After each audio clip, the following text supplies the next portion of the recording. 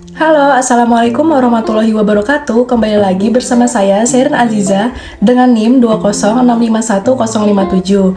Pada video kali ini, saya akan membahas materi mengenai desentralisasi akuntansi pertanggungjawaban, evaluasi kinerja, dan penetapan harga transfer. Nah, langsung saja kita masuk ke materi yang pertama, yaitu penggunaan informasi akuntansi pertanggungjawaban dalam menilai kinerja manajer. Pada materi-materi sebelumnya sudah sempat kita bahas bahwa informasi akuntansi manajemen terbagi menjadi 3, yaitu yang pertama informasi akuntansi penuh, lalu informasi akuntansi diferensial, dan terakhir informasi akuntansi pertanggungjawaban. Akuntansi pertanggungjawaban pada dasarnya merupakan penyusunan laporan prestasi atau kinerja manajer dalam rangka mempertanggungjawabkan baik aktiva, pendapatan, dan atau biaya yang menjadi wewenang atau tanggung jawabnya. Dengan demikian, akuntansi pertanggungjawaban merupakan penyusunan laporan prestasi manajer tertentu sebagai penanggung jawab atas seluruh aktivitas yang berlangsung dan terjadi di bawah wewenangnya yang berupa aktiva, pendapatan, dan biaya. Akuntansi pertanggungjawaban akan selalu dikaitkan dengan unit-unit atau bagian-bagian yang ada dalam suatu organisasi atau perusahaan yang memiliki tanggung jawab untuk mencapai tujuan tertentu. Nah, adanya wewenang yang dimiliki oleh manajer memungkinkan bagi manajer tersebut untuk mengendalikan kegiatan atau aktivitas yang berada di bawah kendali atau wewenangnya. Oleh karena itu, pendapatan dan biaya perlu dikelompokkan menjadi 2 bagian pokok yang berupa, yaitu yang pertama, aktiva, pendapatan, dan biaya yang dapat dikendalikan oleh manajer yang bersangkutan. Lalu yang kedua, aktiva, pendapatan, dan biaya yang tidak dapat dikendalikan oleh manajer yang bersangkutan. Selanjutnya saya akan menjelaskan beberapa pedoman yang dapat digunakan untuk menyatakan apakah suatu biaya dapat dibebankan kepada seorang manajer pusat pertanggungjawaban ataukah tidak. Yaitu yang pertama, jika seorang manajer memiliki wewenang baik dalam perolehan maupun penggunaan barang atau jasa, maka manajer tersebut harus dibebani dengan biaya atau barang dan jasa tersebut.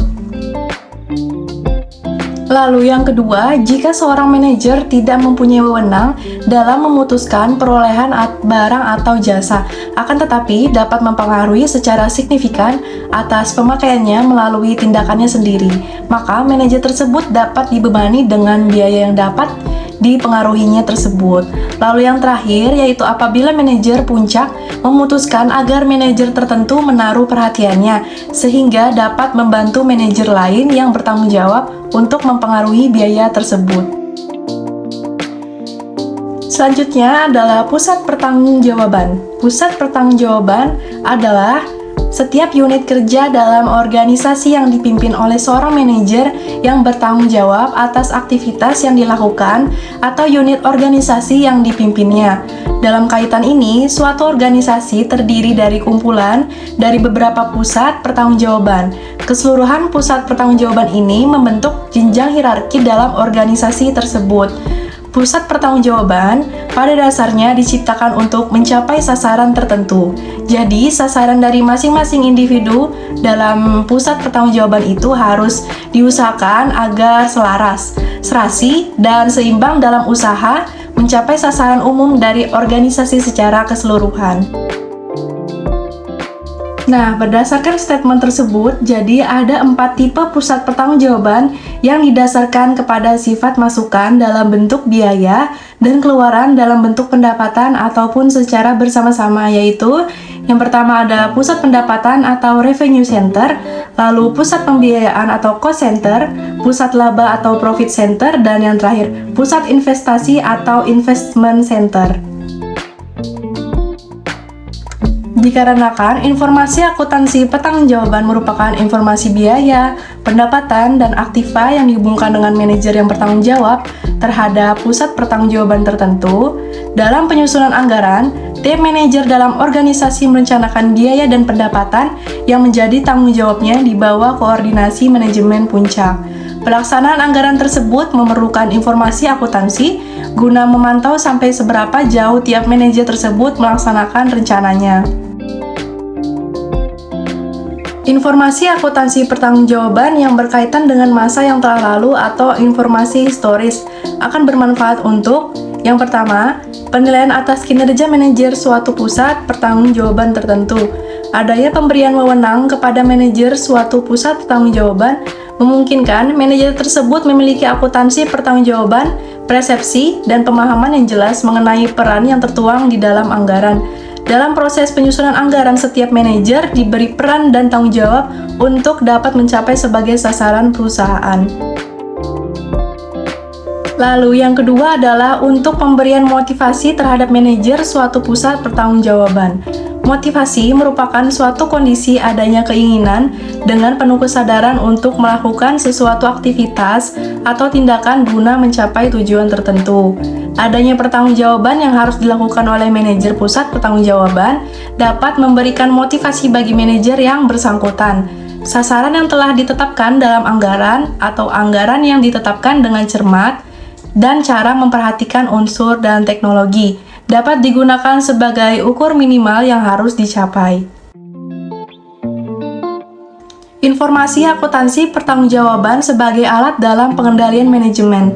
Informasi akuntansi pertanggungjawaban berguna dalam pengendalian manajemen karena menekankan pada hubungan antara informasi dengan manajer yang bertanggung jawab terhadap perencanaan dan pelaksanaan. Pengendalian dapat dilakukan dengan cara memberikan tanggung jawab kepada masing-masing manajer untuk merencanakan pendapatan atau biaya dan berusaha mengajukan informasi realisasi pendapatan dan biaya tersebut di bawah pengendaliannya. Asumsi perilaku dalam sistem akuntansi pertanggungjawaban. Sistem akuntansi pertanggungjawaban dirancang berdasarkan beberapa asumsi tentang perilaku manusia. Asumsi perilaku tersebut dapat dikemukakan sebagai berikut. Yang pertama, pengelolaan berdasarkan penyimpangan atau manajemen by exception merupakan pengendalian operasi secara efektif yang memadai dengan melakukan pengelolaan berdasarkan penyimpangan organisasi dapat memanfaatkan waktu manajemen yang langka, memusatkan perhatian manajemen terhadap perbaikan ketidakefisienan yang terjadi dan pelaksanaan aktivitas yang diinginkan.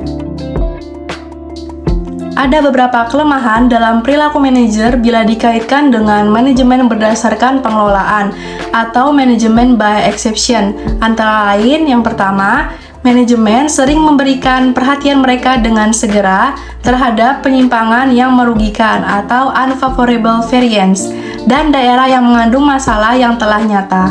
Hal demikian menimbulkan kesan bagi manajer bawah bahwa laporan kinerja hanya digunakan untuk mencari-cari kesalahan atau kegagalan daripada keberhasilan. Lalu yang kedua, manajer bawah memiliki kecenderungan untuk menutupi kekurangannya dengan cara mempertanyakan kewajaran standar yang ditetapkan dan teknik yang digunakan untuk mengumpulkan dan mengukur kinerja mereka. Lalu yang ketiga, manajer bawah cenderung mempertahankan diri dengan cara memanipulasi data kinerja untuk menutupi penyimpangan yang merugikan. Lalu yang keempat, manajer bawah cenderung sangat hati-hati dan takut menggunakan pendekatan tersebut memiliki resiko tinggi. Lalu yang kelima, manajer bawah lebih berfokus terhadap pencapaian tujuan atau sasaran jangka pendek, sehingga kemampuan bersaing dan menghasilkan laba jangka panjang menjadi kurang diperhatikan.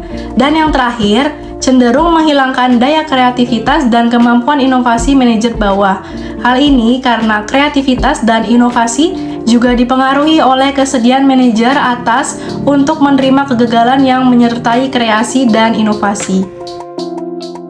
Asumsi perilaku yang kedua, pengelolaan berdasarkan tujuan atau manajemen by objective akan menghasilkan anggaran yang disepakati, biaya standar, sasaran organisasi, dan rencana yang dapat dilaksanakan.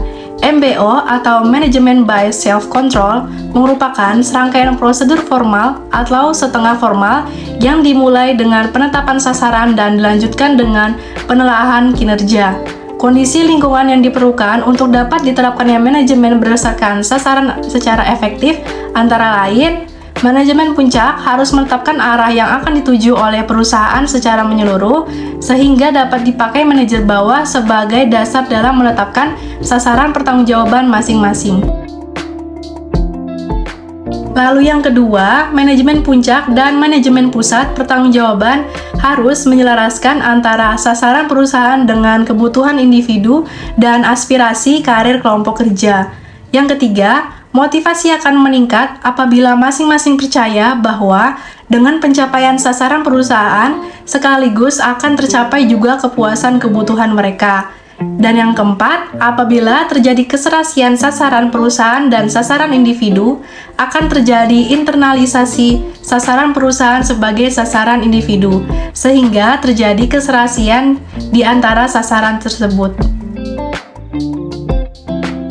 Next, asumsi yang ketiga, struktur pertanggungjawaban sesuai dengan struktur hierarki organisasi. Pengendalian organisasi dapat meningkat dengan cara menciptakan jaringan pusat pertanggungjawaban yang sesuai dengan struktur organisasi formal perusahaan.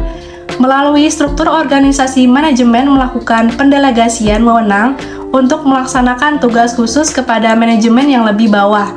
Hal ini dilakukan dengan menganggap bahwa manajer bawah tersebut seolah-olah terpisah dengan manajer yang lainnya. Lalu yang keempat, manajer dan bawahannya bersedia untuk menerima tanggung jawab yang dibebankan kepada mereka melalui hierarki organisasi.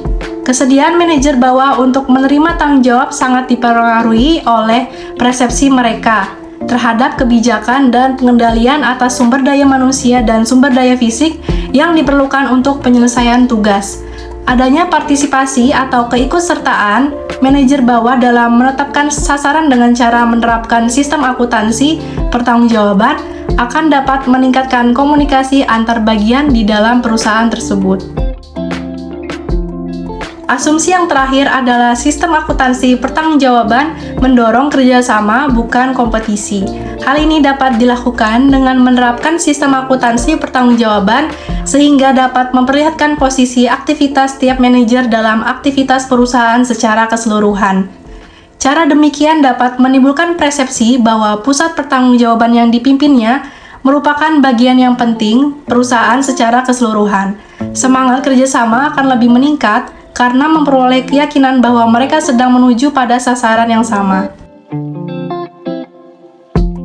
Informasi akuntansi pertanggungjawaban sebagai alat ukur kinerja manajer. Informasi akuntansi adalah salah satu informasi terpenting bagi perusahaan. Namun, informasi akuntansi bukanlah merupakan satu-satunya informasi formal yang digunakan oleh perusahaan. Perusahaan juga menggunakan informasi manajemen. Tujuannya adalah untuk menyajikan kepada manajer mengenai informasi yang berguna dalam mengambil keputusan. Pengukuran kinerja manajer pusat pertanggungjawaban.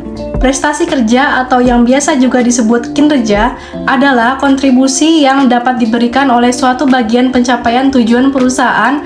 Oleh karena itu, pengukuran atas kontribusi yang dapat diberikan oleh suatu bagian bagi pencapaian tujuan perusahaan.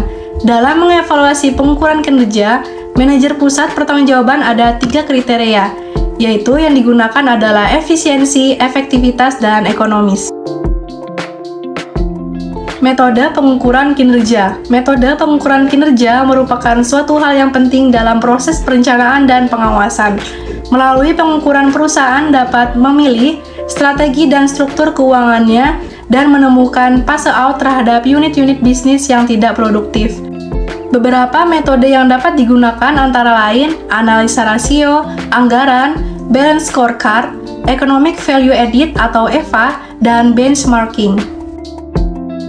Next, saya akan menjelaskan 3 cara pengukuran kinerja dan contohnya. Yang pertama, pengukuran tunggal, yaitu hanya menggunakan satu ukuran saja, misalnya revenue center.